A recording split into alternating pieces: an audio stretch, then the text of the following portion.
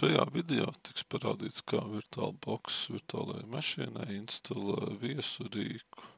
No sākuma virtuāla mašīnā vajag iestatīt šo rīku, pēc tam tad mēs varam vaļā kā CD disku.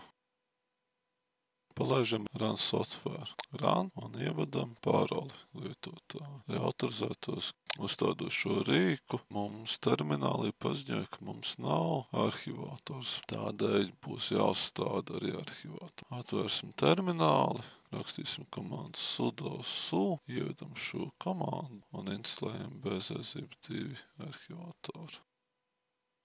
bzzip2 arhivators ir uzinstalēts. Aktivizēsim atkal instalāciju gesta. Var arī palaist autorun.sh failu.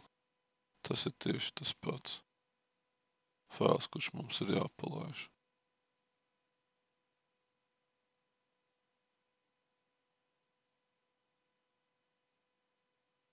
Kad veiksmīgi ir uzlikts Gest Additional rīks, nepieciešams pārstartēt virtuālo mašīnu,